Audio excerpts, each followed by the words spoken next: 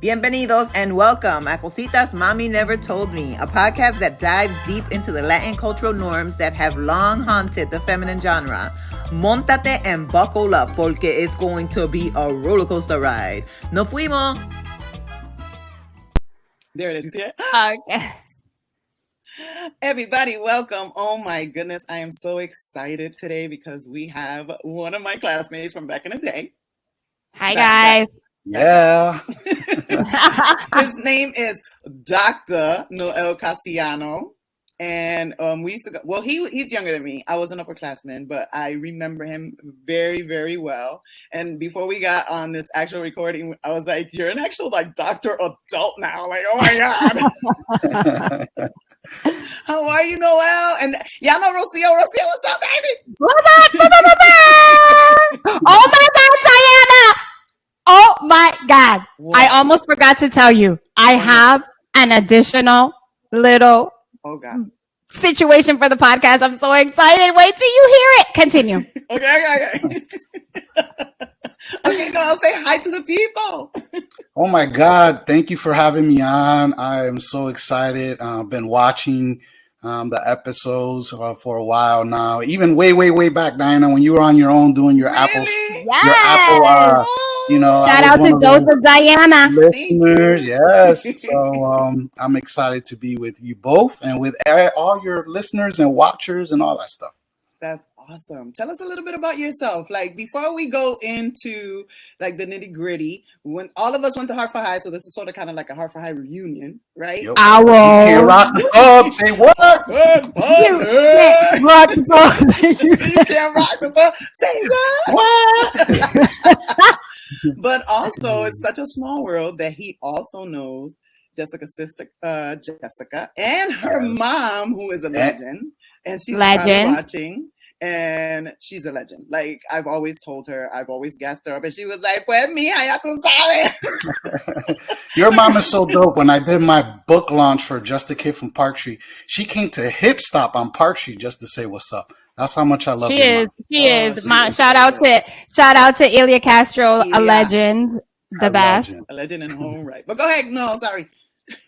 Well, I'm Noel Casiano. I'm from Hartford, born and raised in Hartford. Like you all know, graduated from Hartford High.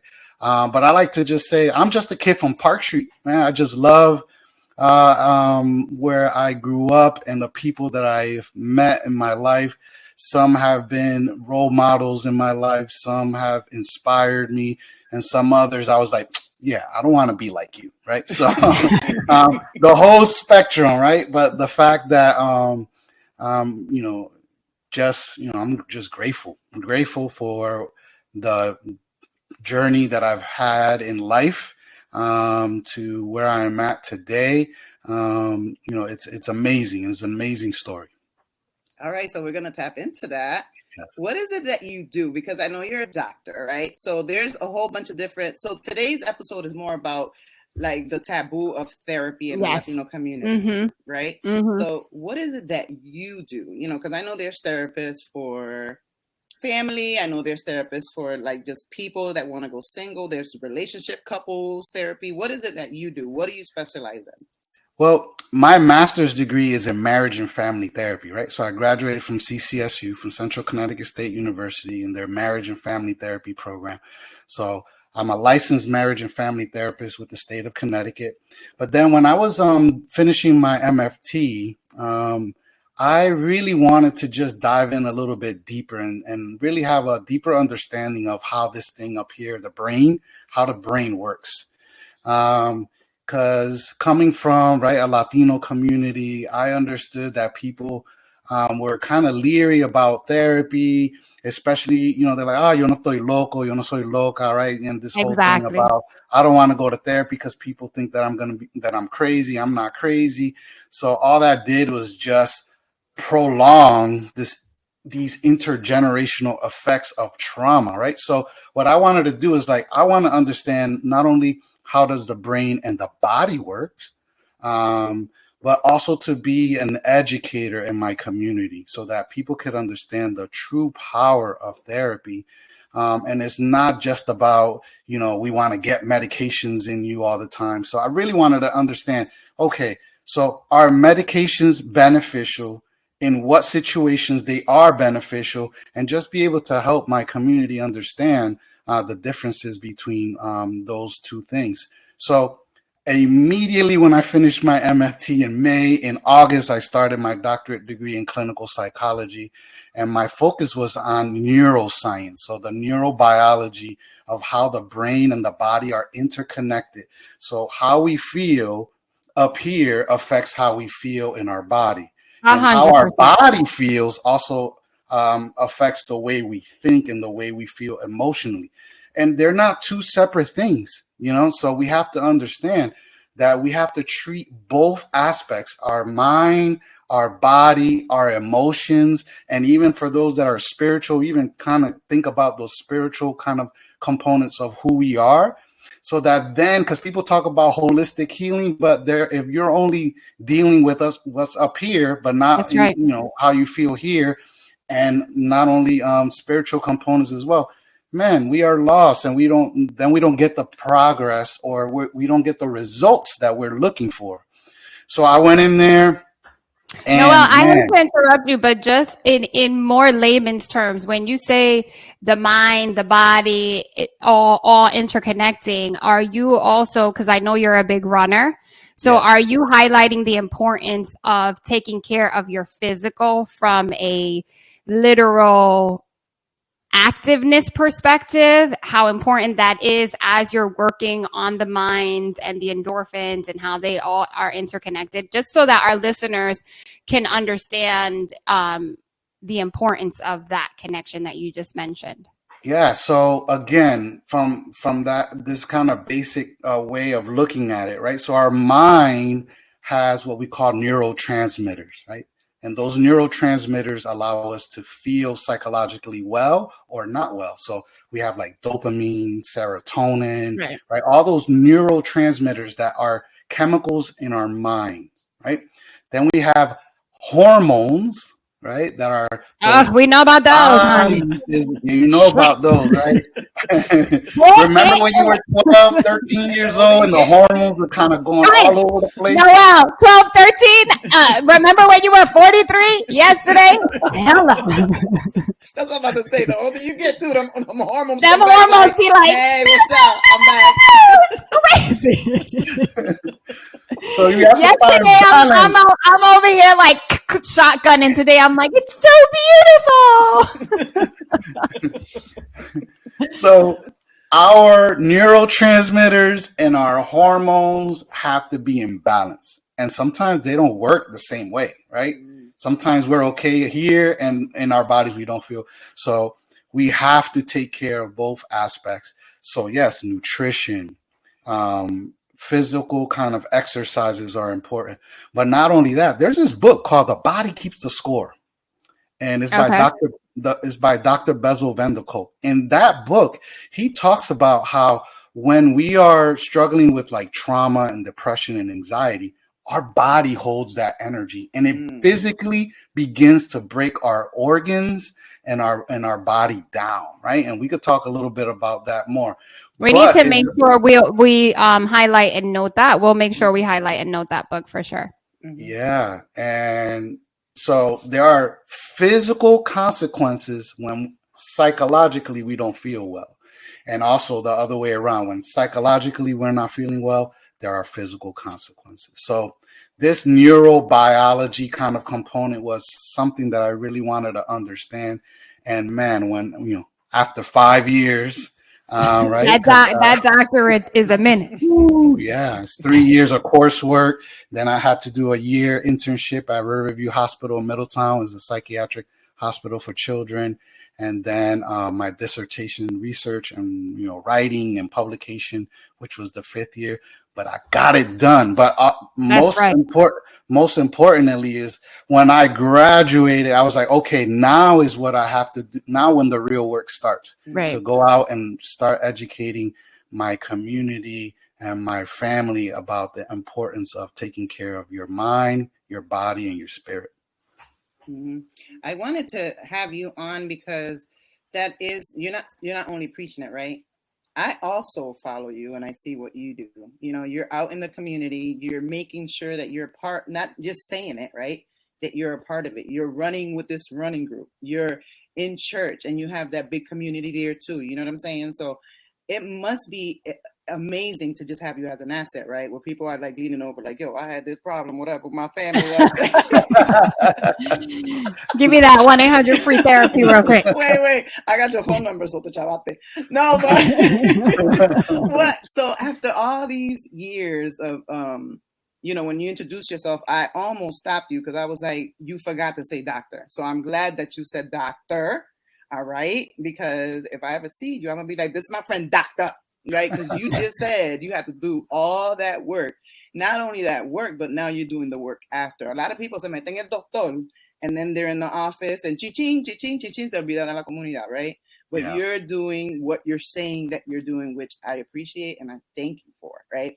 So my next question to you is, what made you want to go into this field? Like, I'm not going to say was there trauma, because I know there was trauma. We all Puerto Rican. There's trauma everywhere. Yeah. But what was there something that stuck out? Was it something that you saw? Was it your environment? What was it that made you be like, therapy? Man. So again, it's a long story and I know we don't have that much time, but a lot of it was personal, right? Like you said, we all have our stuff that we, for some reason or another, maybe didn't feel comfortable, maybe wasn't even aware that was there. And a lot of it was, okay, I have to figure out me first, right? It's almost like that, that analogy of when you're on the plane, right? You got to put on your mask so that you can help yourself before you help somebody else. So I was like, ¿Cómo yo voy a ayudar? How am I going to help somebody else out if I don't have my stuff together, right? So Noel, again, I wanna, and you may not have an answer for this because I feel like that's such a pivotal moment. I think that a lot of people are stuck there. You know what I'm saying? Like a lot of people are stuck where we go into autopilot, where we help everyone else, and we don't realize that sometimes we're pouring from empty vessels, and like, if you can, or maybe not your personal experience, or, what is it that it's like, is it a repetitive thing? Is it something that comes to mind? What was that moment for you where you were like, fuck, like I want to do this. I see myself doing this, but I need to really deal with my traumas or what has been haunting me, or in good or bad ways. Cause again, the conversations I've had, and Diana can probably echo this, is people are it's like, I know I need the help, but I have so many other things I have to do. Like my life is crazy. I have kids, I have this, I have that. And it's like, I'm so thankful that for me, it's been several years now, but we're a huge therapy family. I've always tapped into, I need to be the best me I can be to show up, but yes. What is that moment, or how is it that when do you identify that light? So that light for me came, crashing in, right? So again, as a kid, I saw my brother die in front of me when I was 6 years old on Park Street, right? Very traumatic. Dad at that moment was not a very healthy person, right? He was violent. I grew up in, hiding from him in domestic violence shelters with my mom and my siblings. Wow. Just dealing, witnessing him being very violent towards my mom, at home, picking her up and doing all kinds of, violent, assaultive behaviors. All of that in my childhood, right? So, and I'm just stuffing, right? Not really, because again, that's a good analogy. What really happens is there's these powerful things that doesn't allow us to really dig in and dig deep and start to deal with our stuff. Those things are called shame and guilt. Woo! Right? Yes. Shame and guilt. So I had a lot of shame growing up because of what I've been through, and I didn't want nobody to know, number one, what I was going through or what was going on in my house. So I had a lot of shame. So a lot of that stuff was packed into, living with secrets that a lot of our familias have, right? 100%. So because of shame, because of secrets, And then this powerful thing called guilt that doesn't allow us to be honest and open or even courageous to dig and be able to say, hey, I need to deal with these things. Mm-hmm. So long story short, right, growing up like that, my childhood, my adolescent years, now I'm in graduate school and I'm writing this paper, right, on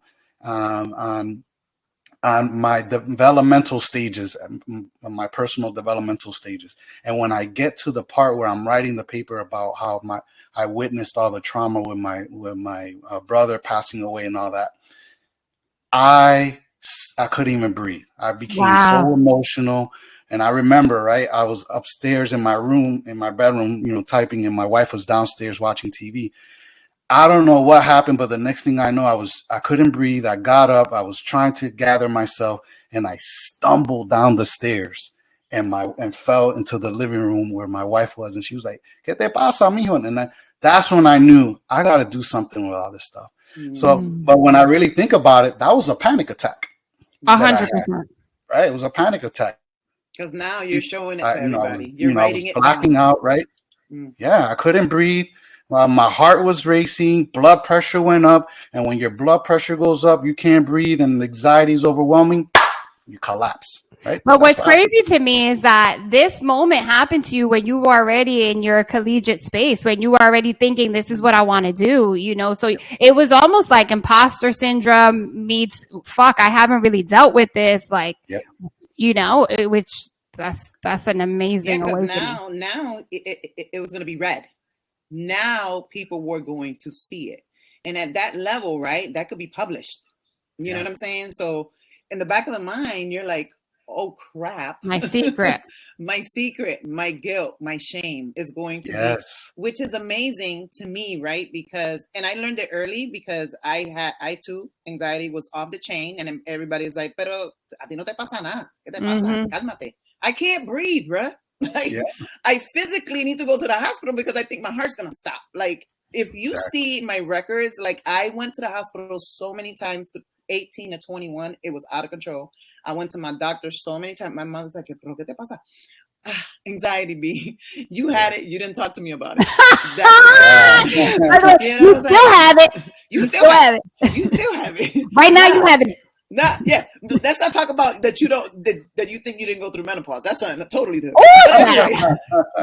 But anyways, right? So I'm glad that I was able to not go through it, but I did have to go through it and get knocked down in order to figure out what medications I needed, what therapy I needed. So then I started seeing it in other people, and I'm like, yo, that might be a panic attack. Yo, that might be anxiety. Yes. And people are like, yo, what are you talking about? Like, well, this is what happens to me when I feel this. And then, so that you can share it, so that you can open. I say all this to say that. And that's why Rocio and I are so transparent on here, and we wanted to have you on. So like that, it's like, yo, tell the people it's 100%. Okay to be transparent. And guess what? There's a Latino out there. And actually, if you're black or white, you could go to Dr. Noel. Shit. Yeah, guess what? He probably had more trauma than you. That's a bar. That's a bar. I'm sorry. But wait, I just wanted to get a little bit into some of these statistics, right? Oh, I think it's important to share that. Yeah. Because there are over 994 mental health therapists currently employed in the United States, right? That are, licensed, right? The average age is 44 years old. The most common ethnic mental health therapist in the United States is white at 74.2%. Okay, followed by Asian, 10.6%, Black or African American, 7.9%, Hispanic or Latino at 6.3%, and then the unknowns. I want to know who the unknowns are, because I bet you there's some Latinos in there too. I swear, because when we used to do sidebar, super crazy sidebar. When we used to do an ESL, when I used to work at an ESL program, a lot of the people that were Latino from South America did not identify as Latino. They would put other. And I'm like, but you're from Argentina. But you're from Venezuela. We're talking in Spanish. You're coming here to learn English. Excuse me. I'm confused. Right. But what did you find as you were going through like the schooling and the education? Were you like the only one in most classes? Like, for real? And did you feel like you was like, yo, I got to do this because there's nobody like me. I see no one like me here. I see no one like me in the class as a student. And guess what? I was the first Latino male professor at CCSU in the That's counseling right. program. So it's like I was kind of wait. the Let's only student, Latino student.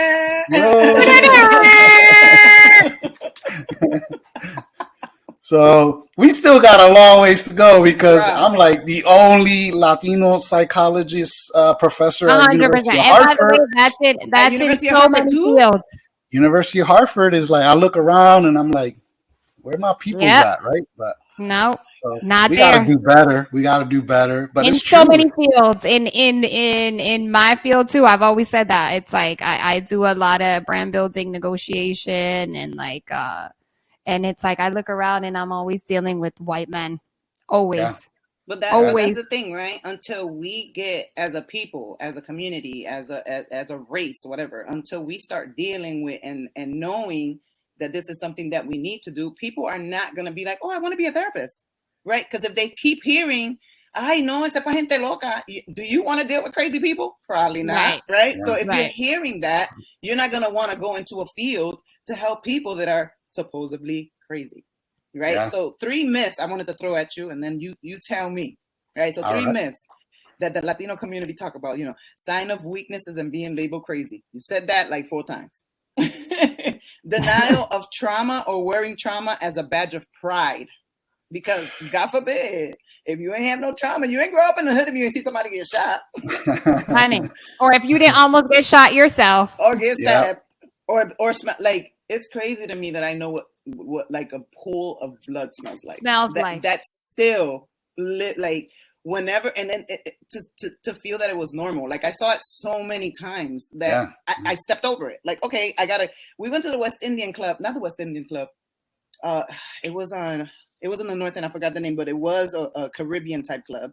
And there was a massive, crazy fight in the middle of the lobby, stabbing, and the party went on, and we just stepped over the pool of blood. Everybody was, and I'm thinking about it now, and I was like, nobody wanted to go home. It was so normal that everybody stepped over the pool of blood to go in the party.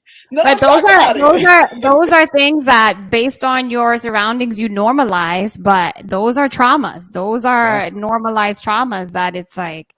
That's Those are what we call vicarious or secondary trauma effects, right? That we become desensitized. And when we see somebody get hurt or when we see somebody get injured or even die in front of us, we're like, all right, let's keep rocking, right? But those things are traumatic experiences that do have effect on you. And the third one, just to get through the 3, mental health can be cured with home remedies.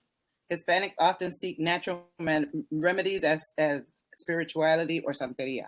But to get back to what you're talking about, right, as it being like, now people do this. Yeah.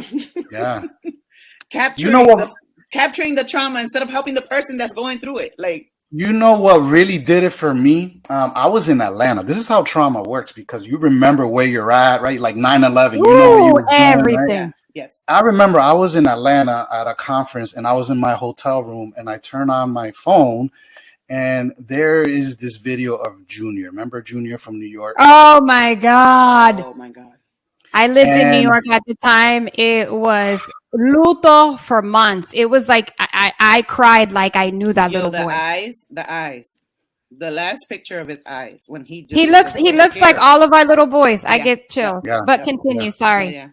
Yeah, no, but then I'm like, first of all, I was so disturbed by it, right? And then when, at the end, when he's over there, like almost near the hospital, he stumbled, like he's trying to get there, and he's by this fence, and everybody's recording his last moments. And I'm like, somebody pick that boy up and bring him into the ER. Like, why are we recording this, and why are we not helping?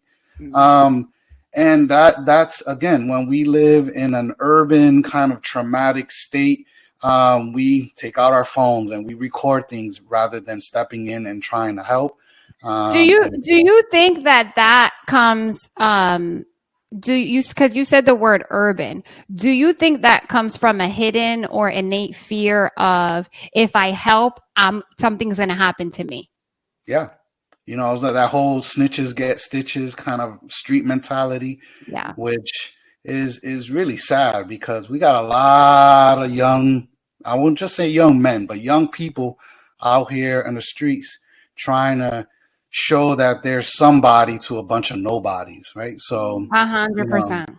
It's like, man, think about your future, think about what you want to do, how you can, develop yourself and have a family that you can be proud of, rather than trying to prove something out here that ain't even worth it, That's what I used to tell, especially like growing up, people that were, very successful in the drug game or whatever. I'm like, imagine if you could apply that in the business world. Like, you're out here calculating how many they're real businessmen. They're real businessmen. That's so a real business. You're going back and forth. You're bartering. You're hiring people. Like, you know what I'm saying? Like, these are all skills. These are all like, why not? And then it used to irk me.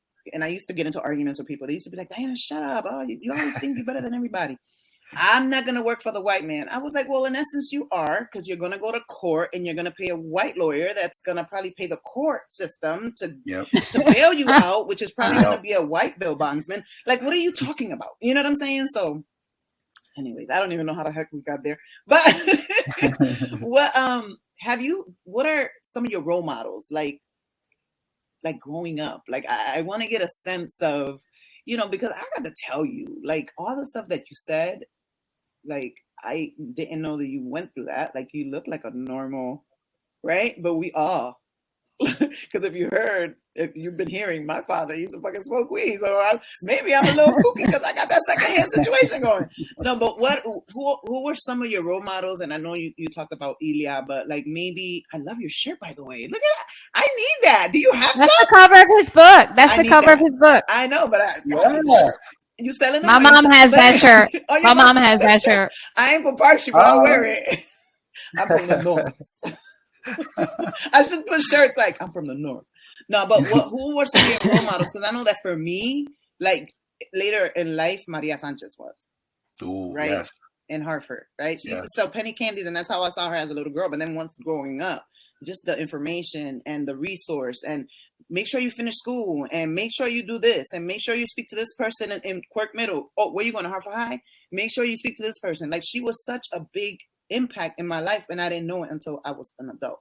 So I don't know if you got community people, or maybe some, a celebrity like Hector Lavoe or something. That's another person I looked up to, even though he was drugged out.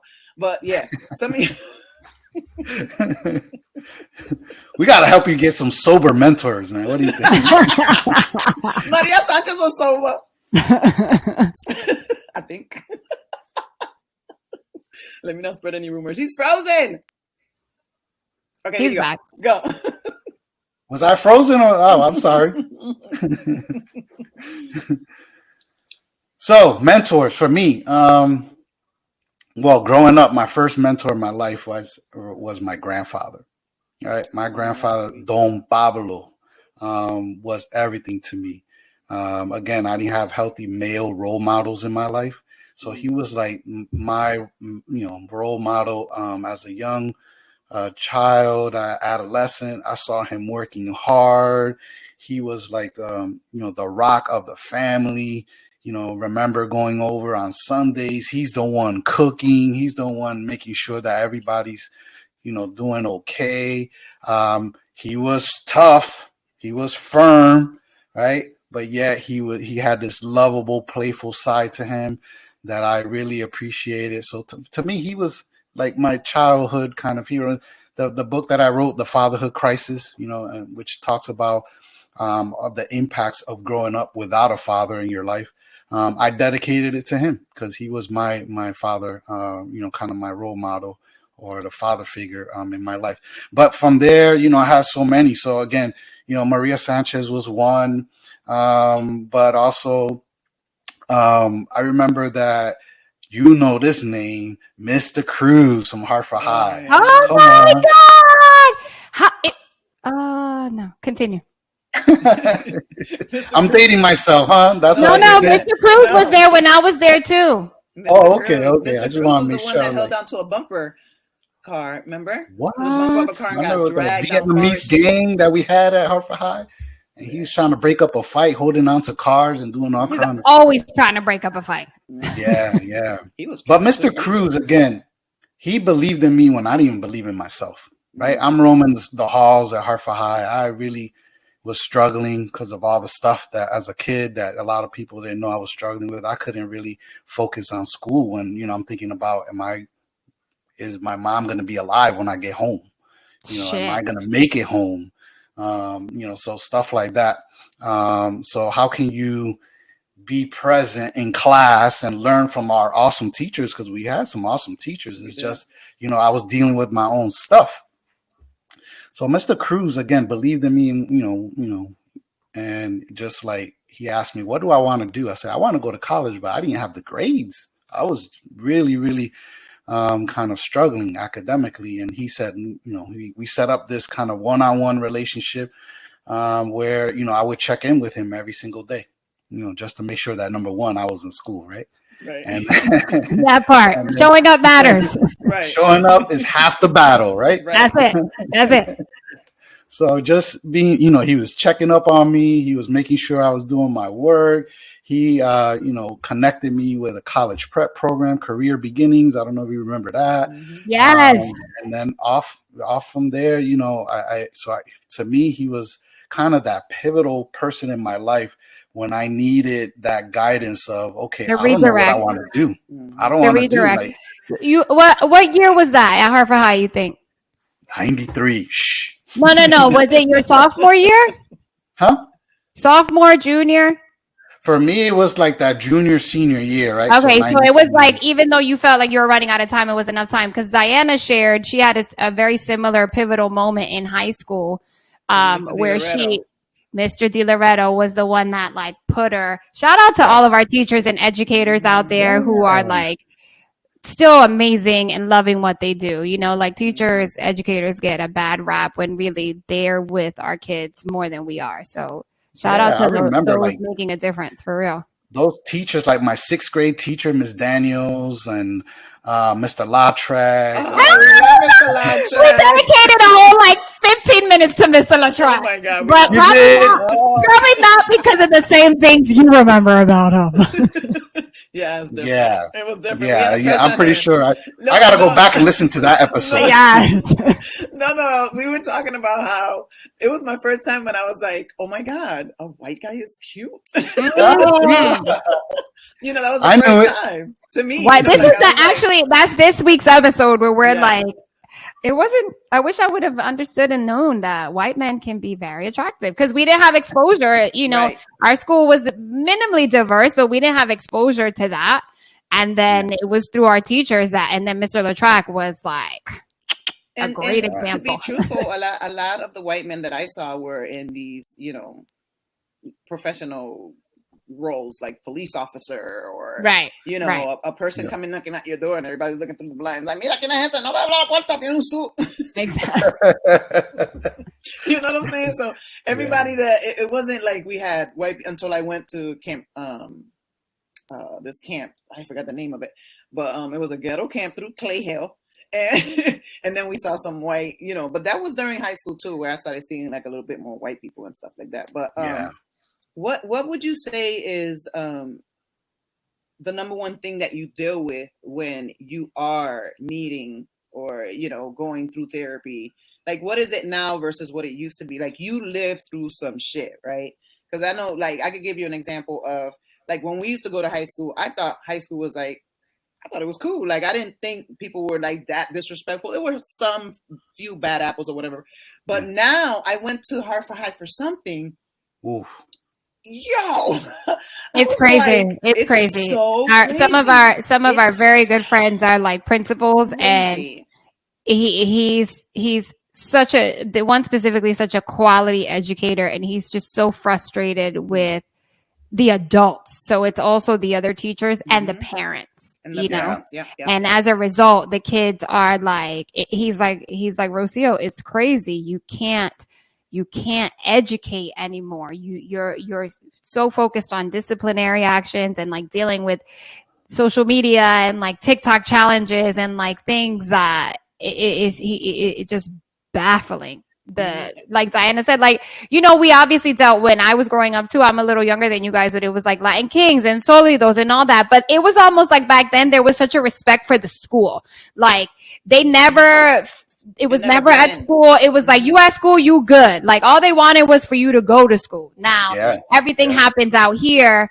And then at school, you'd have the fight, you know, there's always that. But now, like Diana's saying, it's like you got to worry about fentanyl and drugs. It's like they're not just smoking weed in bathrooms. Their kids are dying in the bathroom, or they're like stabbing or bringing guns, or like in Maine last night, you know, prayers to Maine, that mass shooting at a bowling alley. Like it's just a different time we're living in. So people don't have, a lot of our youth right now doesn't, that I've seen, right? Because I still have kids in high school. I still have, and I see, and I try to involve myself, even though I have no kids in football. I try to involve myself to do like, you know, some concession stand duty, and then just to stay intertwined in my kids' life, right? Because I want to make sure that the people that they're hanging with, all that good stuff. So as long as you do some things, you don't have to be a hovering helicopter parent, but as long as you do some things, you know who's who in the situation, right? So it's baffling the amount of therapy that's needed, like because it's just like, okay, I'm gonna talk to your parent, but then, like, you know, my brother works for the truancy office, and he's like, yo, I go to the houses of these parents, and they're just as bad as the student. The parents are the worst. The parents are the worst. You're trying to have a conversation with them to try to maybe build up their child, to try to maybe, so then, you know, I'm thinking about all these variables, and I'm like, well, how can we even fit therapy in there if they can't even fit to get their child into school? Like they can't even get there. Like they don't even know that their child didn't get up to go to school. Yeah. Like my brother's at the door, like, yo, your child has been out for 2 weeks in a row.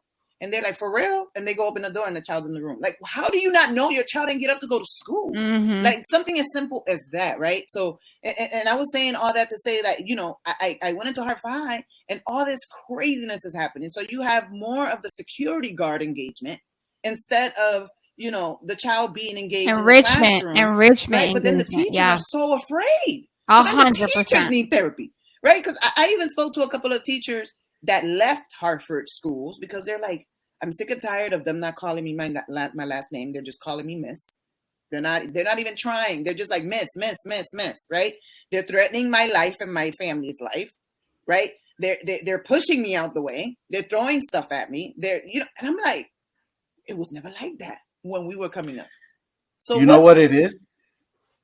It boils down to, we live in a disconnected world, right?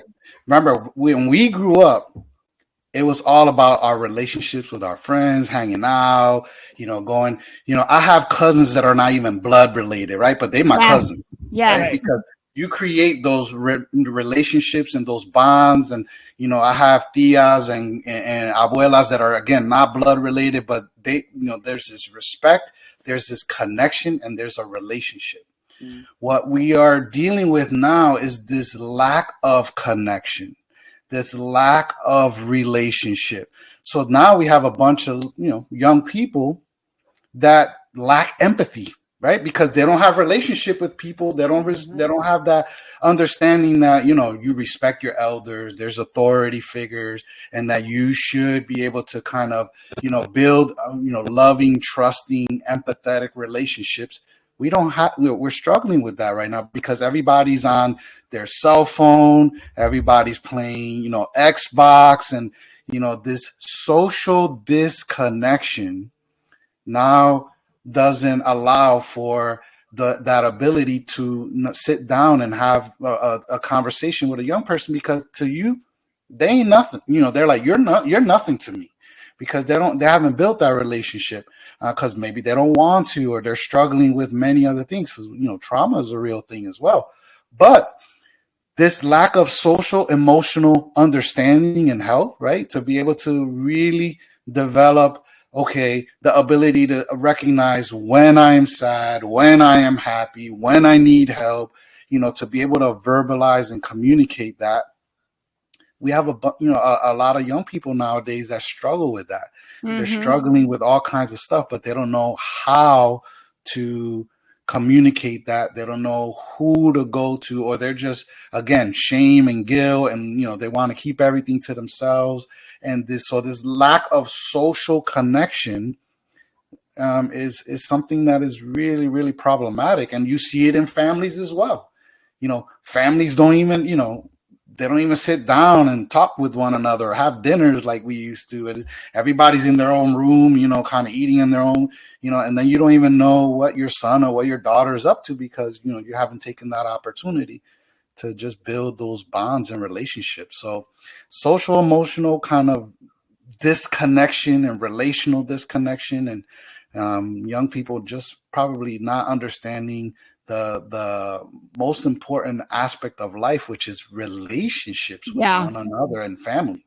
Noel, how do you, so then if you see that as one of the biggest kind of stumbling blocks right now in society, how do you deal with that in your sessions? Like, for instance, even I found that it also doesn't have to do with educational level, because recently I was at Trinity at an event, and these kids are biochemical engineer majors and aerospace engineer majors and just archaeology majors. And yet my mom was speaking there, and they didn't know how to introduce her. They didn't know how to stand in front and present her. It was so frustrating to me. I literally wanted to get up and be like, can I take over this situation? Because it's like 40 kids attended, and I say kids, they're in college, but this is Trinity. This is like pretty up there in the educational world, and yet the socialization skills were missing. They were lacking. And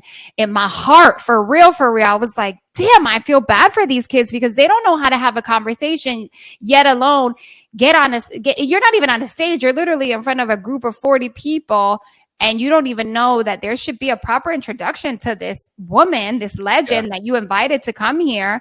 Yeah. So then you sit and have a Q&A where there was never a queue. It was as if, me and Diana sent you questions, and then we just sat here and you just went through the questions. So my mom was forced to kind of like have her own interview.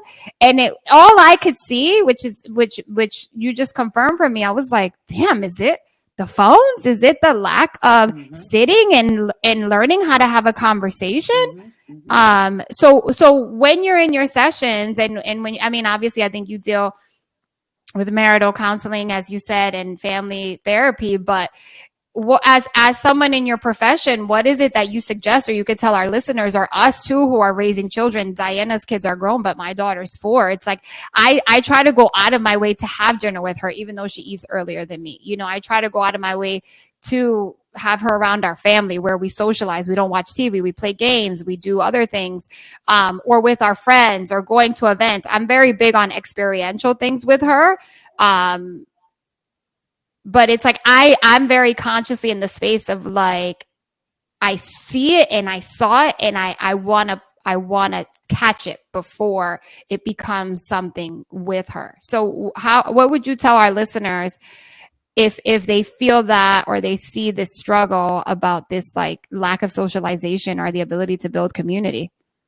Yeah, well, the first thing I quickly try to pick up upon is, understanding the family dynamics, right? So if I kind of get a sense that everyone is like disconnected from one another, like I'll be like, hey, we're going to start with making sure that everybody gets together and has dinner together, or that you have activities that you do as a family, board games. And one of the things that I know that COVID was a terrible time, but what it really did was kind of highlight the fact that family members didn't even kind of spend time together. So now we're like, right, we're locked down and we got to work and do school and do everything together. And families were like, we don't even know each other, right? So that kind of shined the light on the importance of, hey, we can't continue doing the things that we're doing, because, again, when we don't have healthy, connected families, we don't have a healthy, connected community and society. So to be able to start, that's the groundwork right there, is to be able to allow families to understand they need to build healthy relationships and bonds with one another, and then we can start to see a bigger kind of macro level difference in society and community. But when there's a breakdown in the family structure and there's no, family relationships within that are healthy, right? Then, we're going to have some serious issues and problems later on. And then you start to see kids that don't respect teachers, don't respect the police, don't respect principals. They don't respect, because they're a lot, sad to say, but there's some kids that don't even respect their families or their parents. Mm-hmm. Right. And there's all this kind of family conflict. conflict. Type of authoritative, person. Yep. Yeah. So what would you say are some tools? Like if someone can take away from this conversation in that area, because you said we have to create these healthy relationships, we have to create these bonds again. But what would be some tools to do that? It's like, okay, how do I do that? The first thing is, hey, we're going to have dinner together and everybody has their phones off, right? Or they're not even in the vicinity, right? You got a little basket. Everybody puts their phones in that basket and we're just going to have dinner. Man, that's only like 30 minutes out of the day, but that's when you can be able to check in and really understand, hey, I think my son is depressed, or I think my daughter is struggling with anxiety, right? Because you won't see that if they're in their bedrooms and you're watching TV and they're doing their own thing and you don't even know what they're into, right? And these things are a great tool, right? There is a great technology. Oh, we see the dot. Shout out to the dot. We have the dot too. So these are great tools, but at the same time, there are pathways to a lot of addictions and a lot of, issues that start to break down the self-esteem of individuals, right? Because you'd be like, oh, look at this person, they're always traveling, they're doing this, but they broke as hell. They're putting everything on credit cards, right? FOMO.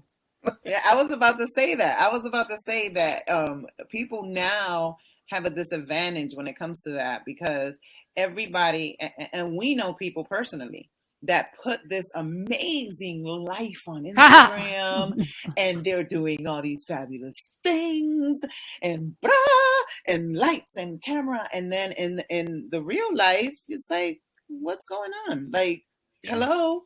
So they're so disconnected and trying to portray, right, this amazing and in person with other people, right? But then when they get with you, with the people they love, then you get the dump. It's like, well, whoa, right? Yeah. I should not be getting that. I should be part of that. What's going on, right? But then they don't want to face that, right? They don't want to know. They don't want to see. They don't want to hear. Like that. Yeah. That it's three monkeys. You can't believe everything you see on social media, because again, you see things on social media, and then in my office, I see, I'm on social media. They're a great couple. They're in love. They're this, and then they come into my office and we haven't had sex in 6 months, right? So it's like, ¿qué pasa? Like, what's going on? But again, they're trying to portray something, but not really dealing with some of the core issues of why they're struggling in their relationship, why they're struggling in their marriage, why they're struggling with parenting, right? Because again, a lot of it is for show. And it's unfortunate because while they're putting all their energy and their focus on what they portray outside, inside, they're just crumbling and dying. And that's really sad. Well, like Rocio said, some of the tools, right? So when he's telling you to have dinner with families, I want to reiterate, because a lot of kids will probably be like, I don't want to have dinner. And then you're probably going to be like, okay. No. Make they ass sit down and have dinner, have a conversation. And if you want your phone back, then, you want your phone? Shut that shit off. Shut the shit off. You could go into your little app and shut the line off. These are the drastic things. So you talked about COVID. So during COVID, and I told Rocio this, we had a conversation. My kids were very resilient through COVID because we made sure that we had dinner at least 4 times out of the week. You can have 3 times to yourself. Good. 4 times out of the week, you pick it. We're going to have dinner together. 1 night out of the week, we're going to have game night. I don't care. Yeah. And the other night was that Monopoly. But I do think it's important to note, though, that Diana has a different parenting style that is also, I would consider, more traditional and old school, very similar to myself, where it's like, I think, Noel, you may have seen this, that a lot of people struggle now with being friends with their children. And, not to say that one parent is better than the other at all, but one thing I always did was respect my mom. You know what I'm saying? I always feared her being disappointed in me. I don't know exactly how she did that, but I always feared, and my sister too, the disappointment. So that's why I never wanted to get in trouble or pass the line. Obviously I was a teenager too. We lie. We try to get our way around it. So it's funny with my daughter having been in LA for her earlier childhood.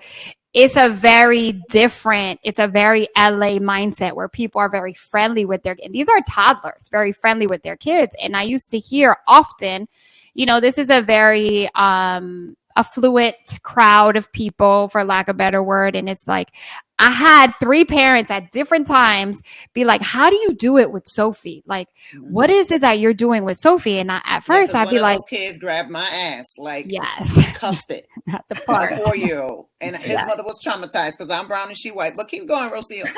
Yes, that's true. Like, but it was at first I was like, I literally was like, what you mean? I don't play. I literally said to him, this is a white man. I said, I don't play that.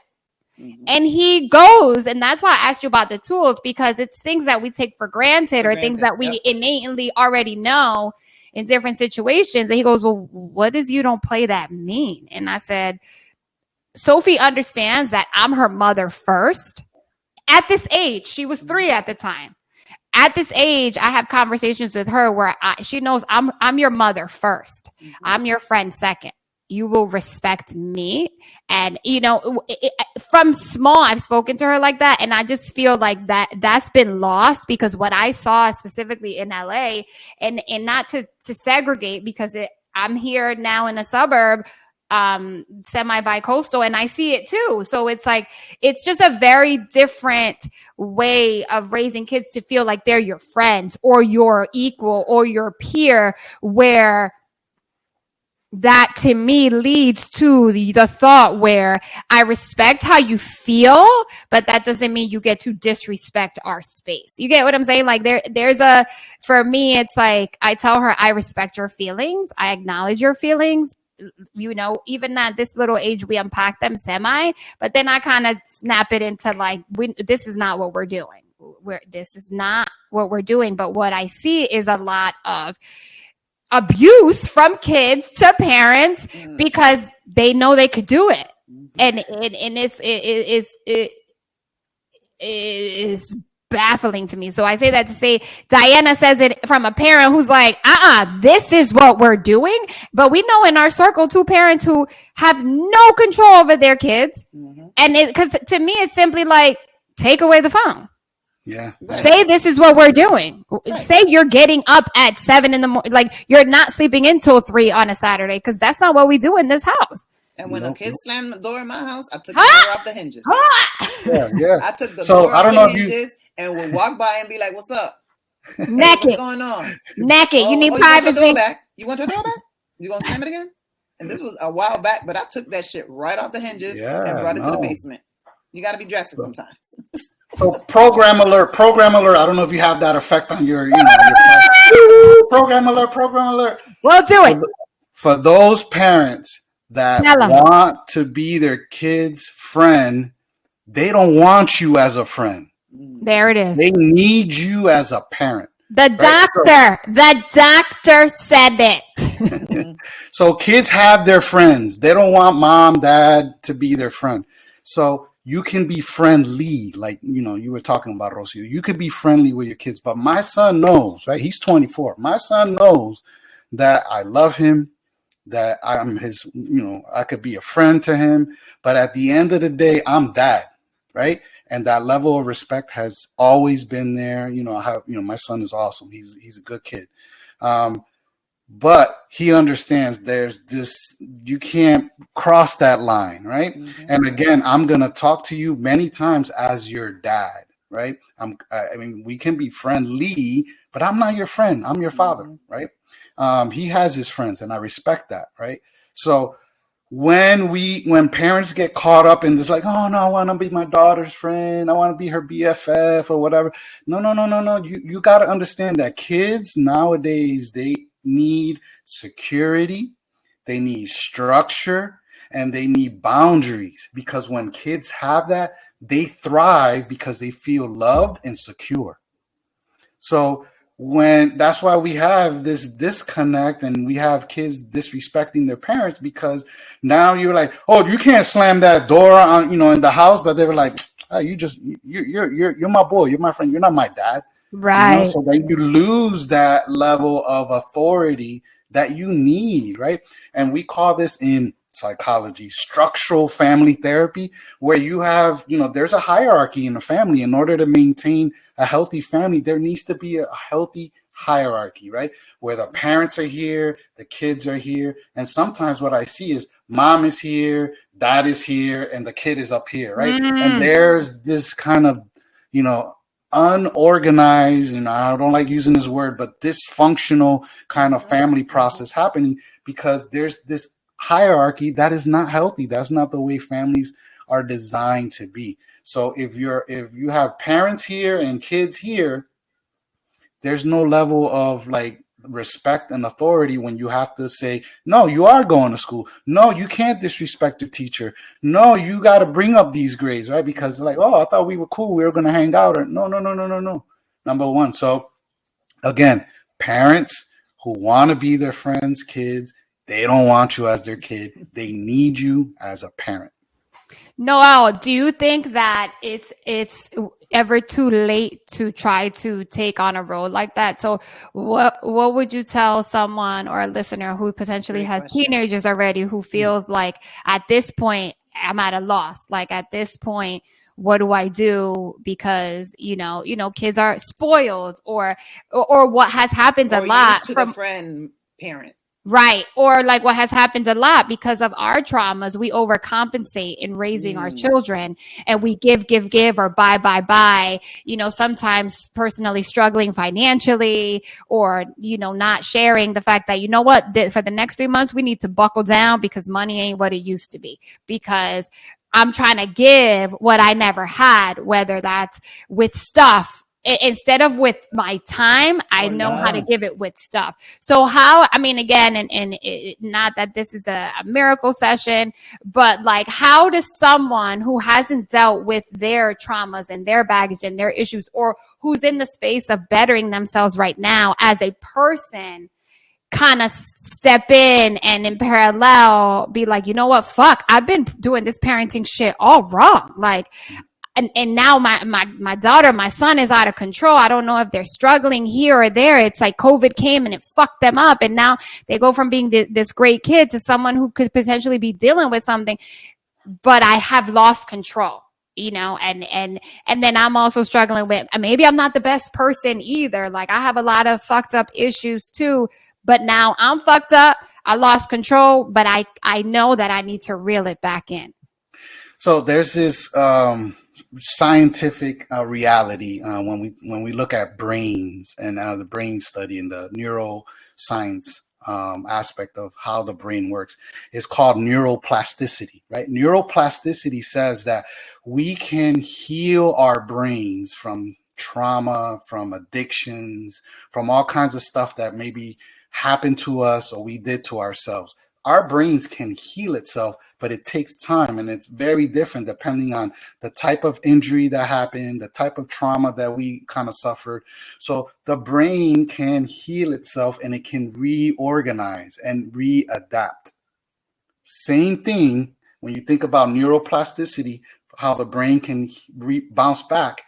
Family plasticity is the same thing. Relational plasticity is also work the same way. We can restore relationships. We can, go back and say, man, I messed up as a dad, and sit down with your son or your daughter and say, this is how I messed up. Can you please forgive me? From now on, I want to be able to parent this way. I want our relationship to be this way. it will take some time, right? Because your kid is going to look at you like, where you been my whole life, right? I'm 14.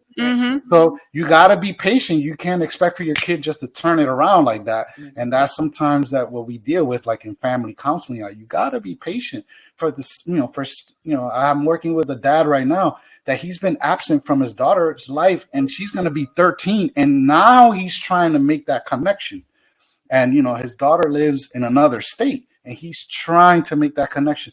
Her daughter already has a psychological father, her stepfather, who raised her and did a good job. Now, he has to understand that as a father, his role is going to be different, right? But he needs to be patient. He can't be like, yo soy tu papá, tú me tienes que respetar. Like, no, it don't work that way, You have to build, you have to restore those relationships. So it can be done, right? It's never like, it's too late. I really, truly believe, and I've seen it from couples that struggle with infidelity for 14, 16 years, now get to a point that they're happily married, and they've kind of worked on all those things and they're moving forward. So, and I've seen parents do the same thing with their kids. So there's a power behind when we really admit to, hey, I need to work on this. And when we genuinely commit to it, because it can't be superficial, it can't be inconsistent, it has to be a genuine commitment, then, and the commitment has to be on both sides, right? Because relationships work two ways. So you have to be able to make that commitment. The other person makes that commitment. As a parent, you make that commitment. Your child makes that commitment. And then you dedicate and you work hard, and it's not easy, but at the end result is so worth it. And that way, when you're like 80, 85 years old, before you go to De Leon funeral home, you can kind of reflect and say, you know what? My life wasn't perfect. De Leon. No, thank you. my life wasn't perfect, but at least I'm happy with the life that I live. That's right. And that's what we call the good death. That's when right. you can reflect back and think about you lived a good life. It wasn't perfect, because no one is perfect. Yeah, I don't want to know perfect people. I'm glad that in everything that you said work. Woo! Right? Because healing takes work. Relationships take work, right? I like to toot my own horn too, right? Because people are always like, oh, I'll toot it for you too. Kids. They're like, you have 4 kids and all of them are so good. Everybody has their own personality. Everybody, and I was like, that's work. That took work, right? And we got, like, my oldest son, he was an amazing baseball player, and he played for many years in Hartford. And I believe that because of Hartford, Connecticut, that's the competitiveness of all the kids that played in Hartford. That's how he got to that level. And a lot of the kids in Hartford did not have their parents at the game. Right? So I sort of kind of step in and be the mom, for the team mom and a lot of those kids now as adults in their 30s tell me, Diana, thank you so much for being there for my game. I can't believe you went to every single game for Aaron. And I was like, oh shit. Why? That's my son. I have to support. So support is big. Support, work. Everything has to be intentional, right? I'm not going to get emotional, but do it.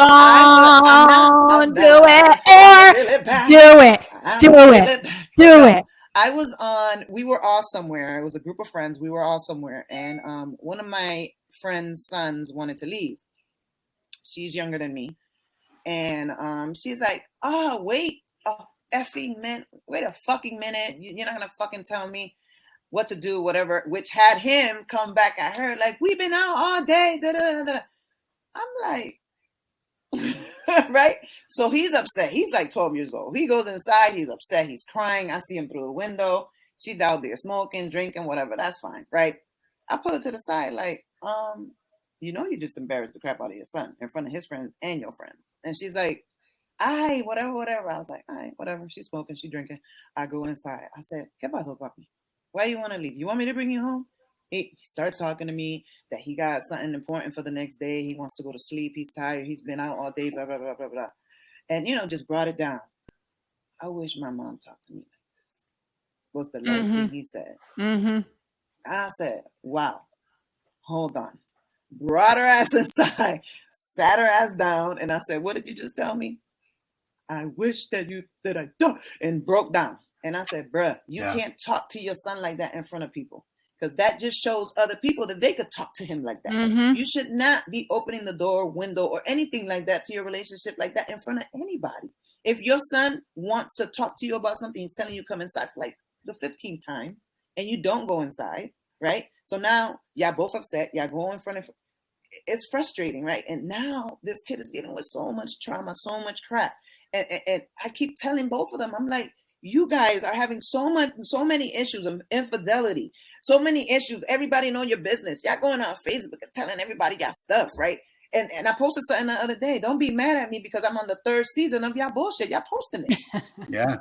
I'm invested now. What's popping off, right? Don't be mad. Like, but this is all public, right? So you're not only traumatizing yourself and your relationship, you're traumatizing your family dynamic. Like, do you not see it? Your child is doing craziness, whether it's bringing drugs to school, bringing a gun to school, whatever it is. I've seen it all in all types of different families. And they're like, well, how do you do it? Well, it's work. It's work. My kids have never, ever, and they can tell you, if they've heard me and my husband argue, they will tell you they have not. Because we will seize it, we will stop it, we will go outside, we will go in the garage, we will go in the car, whatever we got to do, we will bring the anger somewhere else. Like it's because we don't want that energy to be in the house. We don't want that energy to be like, we will literally sit there and stew and be like, you know what, we're going to talk about this later, right? Because we don't want to transform or bring that energy to our kids. But to see people blowing up like that, like, is there tools that people can use, right, when it comes to parenting? Like I know you said about not being friends, right?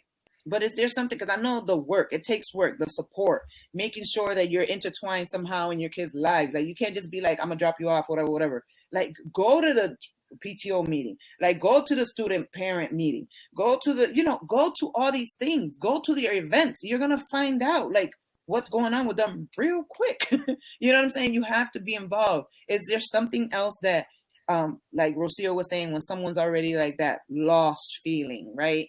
You said a couple things, but do you think that they should be seeking therapy by themselves? Do you think they should come in together as a family? Do you think they should be doing both? I think they should be doing both, because there are things that I remember. I've been in therapy 3 times myself, right? I'm not, and each time it was for specific reasons, and each time I found so much benefit from it. But it was 3 times that I had to do counseling by myself because it was stuff that I had to deal with about me, right? But and I applaud you for knowing that you needed to get therapy for yourself. I needed it, Puerto Rican man. Yeah, because imagine if I'm not a healthy man, I've been married 26 years. Thank goodness it was because I did a lot of work on myself. Because if not, I don't know if my wife would have been able to put up with me for 26 years, right? So if you want to be successful in being a healthy man, woman, whatever, and you have to be able to do that work, right? And then if there are relationships with your kids, with your spouse, with your partner, whatever it may be, that needs work, then you kind of consider that type of approach and that investment, and really, really, really, commit to it. And I'm telling you, I've never seen anyone that started a counseling process that at the end wasn't proud of their result or proud of their family or of their couple's result. Because again, you're going to, and I always say, look, you can come, I tell the people that I work with, you can come here and just beat around the bush all day, and it's only not gonna get you where you want to go. Or you can come in here, be honest, be genuine, dig deep, do some work, and then you're gonna really be happy with the results. So you're not, I'm not coming. You're not coming here to impress me or anything. I'm here because I want to help you. I want to, kind of set a process for you so that you can find that personal healing, so you can find family healing, so you can find, marriage or couples healing, whatever it may be. But it has to be. You have to be genuine. You have to be true to yourself, true to the process. You can't, hide anything because, again, secrets are toxic. Yes. And I've seen it in many, many families. In my family, I've seen when secrets are kind of, held and covered by the individual. I've seen secrets being covered by a whole entire family. We don't want to talk about el tío ese that used to do all this kind of stuff, right? And then when that tío dies, then everything comes out. Right. But there wasn't an opportunity to really deal with that issue until, probably, afterwards. But again, secrets is something that is very powerful, but they're toxic in their nature, and they don't allow for genuine, true authentic healing and growth. living. For sure.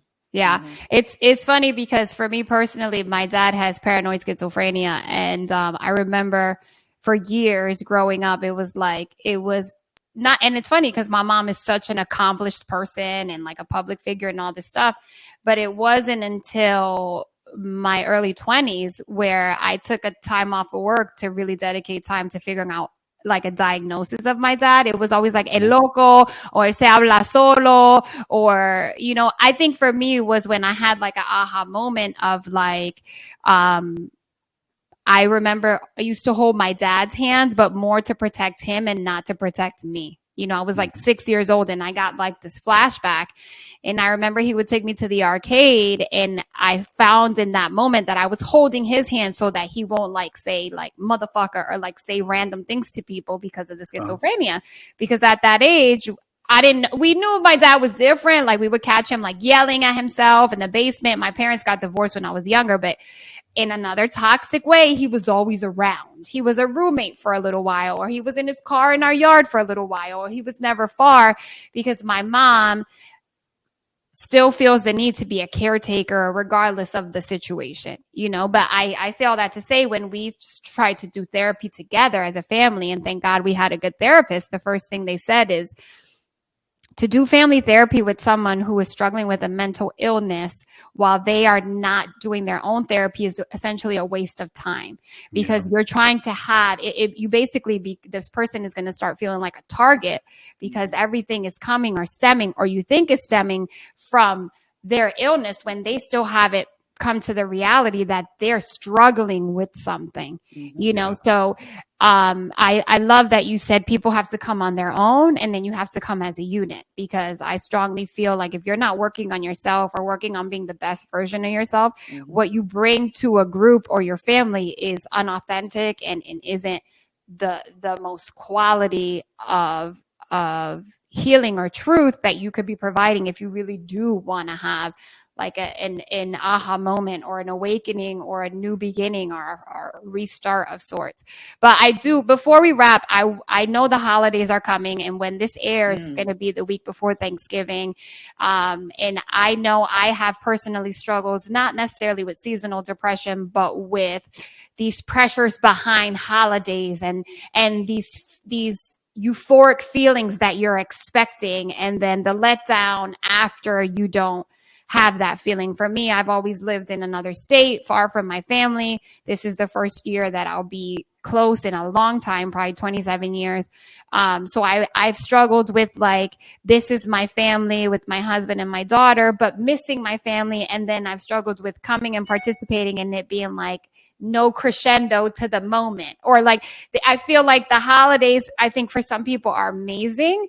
I'm appreciative for being here another day, but I do think that we're never honest with a lot of the weight that comes around the gift giving or the having to be present or the pressure to show up at a toxic family gathering, because that's what we do as a family. We get together when there's the toxic tia or la tia tóxica, or like the thing that nobody talks about. So if you could, speak wide, speak more narrow as to the stresses and the pressures behind the holidays and resources or things people can kind of navigate to, or if you are feeling weight rather than love this season, what are some, whether tools or words of encouragement or enlightening things you could share with our listeners to not just get you through the holidays, but get you to have moments and glimmers, if not a whole loving holiday season? Yeah, so I think you touched a bunch of points there already. But number one, yeah, the holidays and the fact that there are all these kind of expectations, social expectations that are placed on us. And again, I think social kind of connection is important. But if for some reason, right, and I've worked with families that they felt a pressure to visit a family during the holiday when there's someone that's going to be there that caused the trauma, somehow traumatized them. Mm-hmm.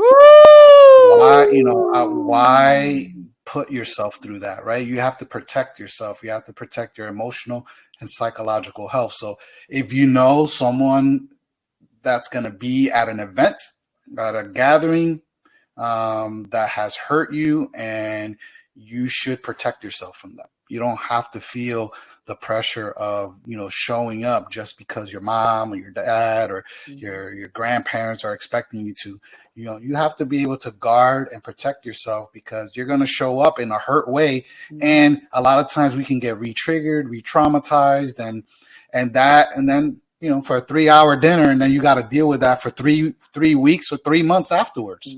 I know, but it's so crazy, Noel, because it's like culturally, when you just mentioned your mom, your dad, your families, your grandparents are expecting you, it's like culturally we're not taught boundaries, and culturally we're not taught to say no or be like, I'm not going, Yeah. So I think it's I love that you're like, you have a right to not attend. You have a right to come up with your own new tradition if this is something that's going to reopen a wound, essentially. Or maybe that could also be an opportunity to be like, I'm not going because this is the person that did A, B, and C to me. Right. Yep. Oh shit. Exactly. Oh wow. This is what yes. So this is why I'm not going. This is talk about that. Yeah. And my wife laughs at me because I have those family members as well. And sometimes I'll park in a way like you go to a family's house and you can get in and out quick. I park strategically, so if something pop off, I'm the first one out of there, right? Like chillando goma, and I'm out of there. I don't want no part of it. Not chillando goma. I'm done, right? Like you have that funny feeling, like like this aunt don't get along with this other aunt, or you have this cousin that's beefing with this other cousin, like you eating that turkey but with a side eye, right? Like making sure that we have a cousin that steals. Oh yes. Oh, cousin sticky fingers. Ay, Dios mío. Yeah. So again, you have permission to be able to give yourself the ability to say, I'm not comfortable with attending and I'm not going.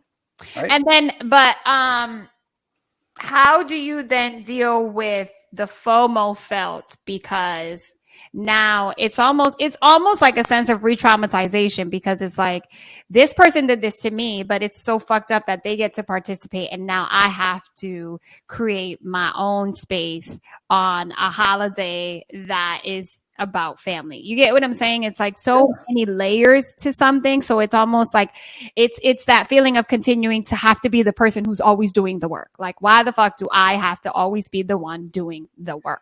Yeah, it's almost like the victim being re-victimized all the time while the perpetrator gets away with the crime, right? Like, no, so to be able to say, hey, this person did this to me. And I know sometimes in our familias, right? Like, we have people that don't believe our stories. People are like this, the thing that the horses have. Like blinders. Yeah. So it'd be like, no, until the family realized that this person did this or this person did X or Y or Z. I'm not going to be around, and that's going to, I have to protect myself. I have to protect my kids. And y'all really messed up if y'all think that y'all can keep living like this and kind of hiding this family secret or whatever it is. So there's that, right? Give yourself permission to go or not go to certain events, depending on, who's going to be there or how you feel. But at the same time, depression, is real. It is real, right?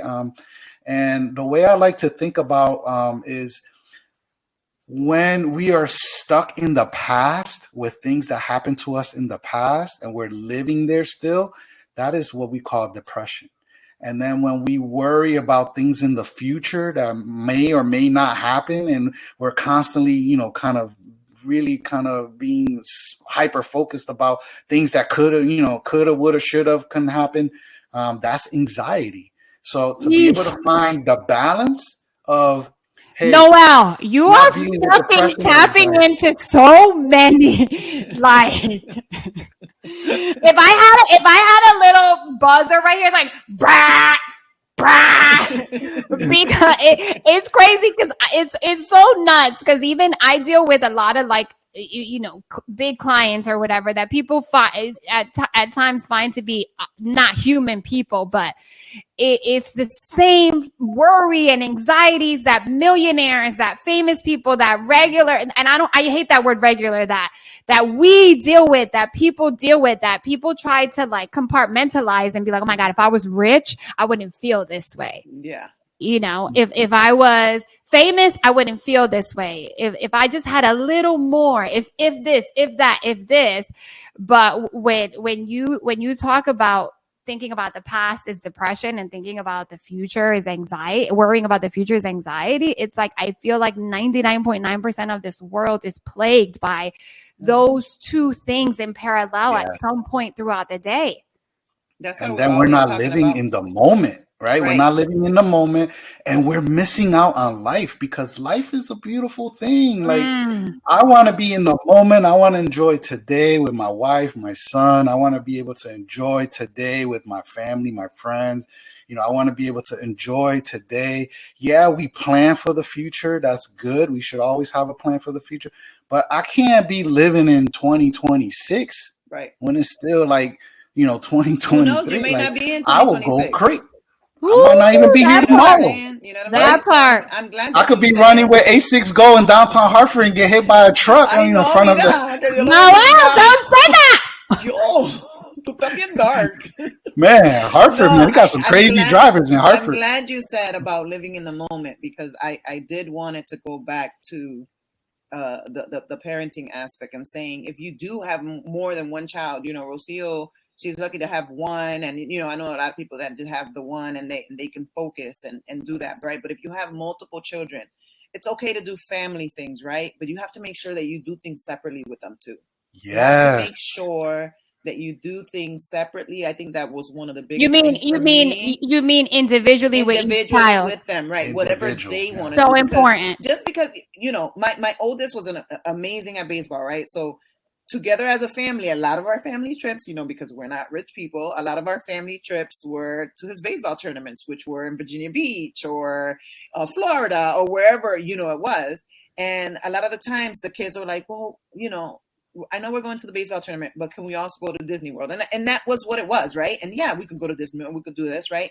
But when we were out of those spaces, and my kids, by the time they were like 12, 13, they're like, I'm not going to another baseball tournament. That's it. I'm not doing it. So I had to make sure to deliberately, right? What is it that you want to do? What is it that you want for your birthday? What is it that because everybody has their own personality, because we were able as parents to give them the space to have that personality, right? I think I lost my calling to being a therapist. I should have been a therapist.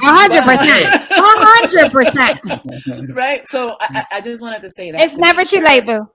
Right. To make sure that if you have more than one child, right? And I know it's amazing that you had two children and they're grown and maybe they're 12 and 15 years old. And then you had like this one that's like 3 or 4 years old, right? And she's brand new and you're focusing on it. But these are your kids too. Like, make sure that however old they get, that you're doing stuff with them. Like, I'm always calling my son, like, where y'all hanging out? Like, they're going to Maddie D's on Friday for like a costume party tomorrow. So I was like, I may roll through. And, I know his friends. So, I may roll through. How y'all doing? 10 o'clock. That's the time I'm probably going to roll out. Go to sleep. No, but just to make sure that you're focusing on each child and their thing, what they want to do, not what you want them to do. Not go to the grocery store with me. That's not something they want to do. ask them, what is it that you want to do? Like I still have to bring my son to Comic-Con, my 18-year-old. We have to go to Comic-Con, and I went. It was too late this year, so we're thinking about going to Comic-Con because it sells out so quickly. But stuff like that. Just make sure that you're focusing on each child, no matter how old they are, and ask them what it is that they want to do. And then that's bonding. Like I've gone to the beach with one of my sons, just him and I. We bring our bikes, whatever. Just that bonding one-on-one time. You will be so glad you did it because so many things come out of it, so many conversations. It's just an amazing experience. So make sure if you have more than one child that you do that with them. But you know what? I want to add on to that too, because I see this in our Latino families, right?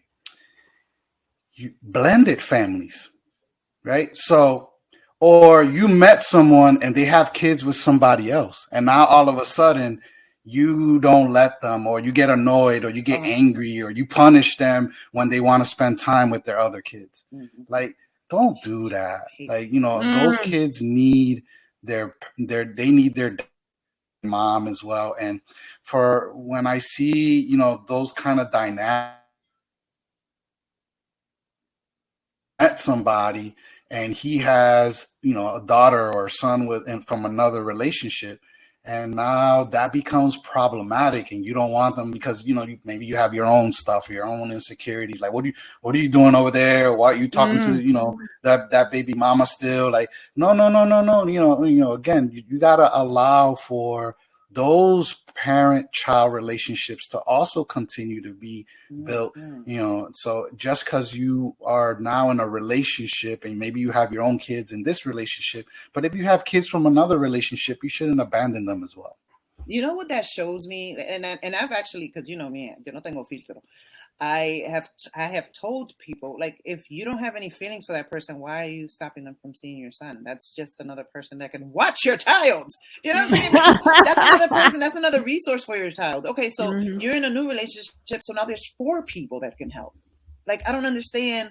And what kids that is. Kids need, and they need different. They need different types of relationships. They need to know the stepmom. That's something for us to kind of think about as well. That's Noel. Before we wrap though, I would love if you can. You said you mentioned the past being depression and worrying about the future being anxiety, and people really needing to take a note of trying to be in the moment. What are some tools? I hate that I've been using the word tools, but I just think it's important because I feel like what I hear all the time, Diane and I are super normal people. Have fucking fucked up days, have great days, have successes, failures, have had deals in the hands and never closed. You know what I'm saying? But I take pride in being able to come back to being like, you know what? Today matters. I'm gonna find joy in today. But that is intentional work. It's a lot of intentional work. It's a lot of bouncing off with friends like Diana or my other girlfriends. But what is it that maybe you use, or what is something that you tap into where you're like, you know what, Noel, it was a bad moment. It was going to be a good day. So something that we as a community need to understand how powerful it is to kind of help us manage whatever kind of day we've had or whatever kind of week we had, is to be able to be grounded. Now, what do I say by that? We have 5 senses, right? And those 5 senses are the way that we experience life. So our hearing, what we, vision, taste, touch and smell, all those 5 senses are important to keep us grounded. So to be able to find a space, and for some people, it's meditation. I think meditation is so powerful. When you meditate, right, you're not zoning out. You're not doing none of that. A lot of people have this misconception of meditation. But meditation is just to be able to help ground yourself and for you to sit somewhere still and just breathe, or just sit somewhere still and just focus on something. Like if you're sitting outside, like in my back deck, and I'm looking out and I'm just still watching, nature happen and just kind of enjoying that. to be able to smell and just be able to breathe air that's clean, and being able to move our body in a way, have something that you can touch, have some kind of fidget thing in your hand, or just be able to enjoy a nice meal, right? And just focus on that meal. And just, again, being grounded and allowing your five senses to just find balance, what we call homeostasis, right? To be able to find this homeostatic way that in this world that we can live in, that sometimes is a roller coaster, up and down, up and down. And, we have to be able to find balance. We have to be able to really sit, be still, be able to meditate, just kind of shut things down for a little bit, quiet our mind, quiet our emotions, quiet our spirit, and just be able to, find that ability to slow things down. Because just like what if you was to leave a light on and you turn on that light switch and you leave it on and you never turn it off and it's constantly on, what happens to that light bulb? Eventually it just blows, right? Mm-hmm. So you want to be able to think about your body and your mind in the same way. You have to find opportunities to shut things down for a little bit, give your mind, give your body rest, recharge. Mm-hmm. I think another important thing is that we don't have healthy sleep hygiene. We're not sleeping well. A lot of people have interrupted sleep or sleep less than 6 hours, which is really, really bad for not only your brain health, but your physical health as well. So being able to find the importance of shutting things down for a little bit, recharging, and then attacking the rest of life with all the energy that you have. But you can't be on all the time, because you're going to burn out. That's so funny that you said the five senses, because every time I've had any encounter with somebody that's just having or crashing, or like, I don't know what my face tells me, tell me your problems. A lot of people tend to tell me, even strangers, right? So those are the things that I do say. And I know Rocio could be a witness to. I've said to people, you got up, you're able to see, you're able to touch, you're able to walk, you're able to breathe. These are things that we take for granted, right? Because we're doing it every day. Like, we get up, but there's people, like, I was having just one sidebar real quick before we go, but I was having like the worst day in my life. I thought I was in my 20s. I was having the worst day in my life. Oh my God, se está acabando el mundo.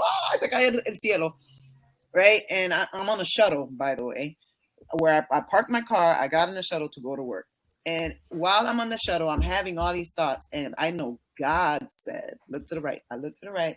This person was in a wheelchair, blowing the wheelchair with Family Dollar bags on their wheelchair. Perspective. So I'm looking at that person. I'm like, perspective. Like, it's 7:30 in the morning. What? Like, your day is not even started. Like, relax. Take a chill pill. This lady, which probably came from, I don't know where, con su bolsita, and she's blowing. So somebody had to help her to get these bags, because obviously she can't move her arms, right? So in my mind, and I go back to that every single time I'm having some crazy, I'm like, remember the lady in the wheelchair. Like, just remember her, because she got up and she was up in her wheelchair blowing it with her bags, and you bitching about whatever happened. I don't even remember what it was, right? So I just wanted to say that. You are not only a doctor, a therapist, a public speaker, an athlete, as well as an author. So we wanted you to have the opportunity to share your book, let people know where they can get it, and all that good information. Yeah, well, again, thank you for having me on. It was an awesome conversation. The first book that I wrote is called The Fatherhood Crisis. And this book is about... Move it. This way. Yeah, into the camera. There you go. So this book is about, the importance of growing up with a father. And when you don't grow up with a father, a biological father, and don't have that father-child attachment or bonding experience, what are some of the negative consequences and impacts that has? So that's the first book that I wrote. And where can people get that? You can find it on Amazon. Right now, I'm working on my author website. So, my author website, Dr. Noel Casiano. You can go there right now, but the store aspect of it is being redone. The e-commerce. Yeah, I'm launching my 4th book, but this is my 2nd book. It's called Just a Kid from Park Street, right? Okay. This is where I talk about some of my early childhood experiences with trauma and try to explain to the readers how trauma works, how it works in our brain and our bodies, what dissociation is. Some people might be like, hey, so dissociation doesn't mean you're crazy. It just means that you are psychologically paralyzed or constrained in a specific moment because of trauma. So you probably do things or say things or behave in a way that normally you wouldn't if you were in a healthy state. Right. So I go into a lot of different kind of aspects of trauma in there. And then this one is a book called Momentum. This is more of a devotional type of book. It's more to for those audiences that like to, read about the importance of spirituality and having a connection to God and all that. So this book is called Momentum. All 3 are available on Amazon right now, and I have a new book that my publisher is getting ready to do the pre-launch in a little bit. It's called Stress Less, Live More. That book is all about how do we manage stress, and there's 10 tips in there that I kind of highlight on how to manage stress and how to live a healthier, more balanced life. Noel, thank you so much. Diana's saying thank you. I'm saying thank you. We're so grateful for your time. We're so grateful for your intellectual property that you shared with us. We're so grateful that you exist here in our community, in our home base. We're going to make sure to tag you on this episode. It's probably not going to be the last time we have you on. Awesome. Cositas, we like to have a good time. We like to have fun. We like to talk about so many other subjects, but Diana and I do not take for granted our personal intellectual property, and our real desire from this podcast is to pour into others and really provide resources and let other women, men, white, black, yellow, whatever you are, know you are not alone in this thing called life. This shit is hard, but life can be a very beautiful thing. It is. It is a beautiful thing. And when you have your own kind of personal wellness, you can enjoy life at a different level and a different perspective. So find that wellness for yourself, find that wellness for your family and for your community. I'm telling you, no one ever is disappointed with the results. Gracias for listening to Cositas Mommy Never Told Me. We hope you loved this episode. Make sure you subscribe, follow, and share Cositas Mommy Never Told Me on all your social channels. Todas las redes sociales. And don't forget, if you want in on the real tea and see all of our reactions to the craziness, watch this episode on YouTube. ¡Qué bochinche!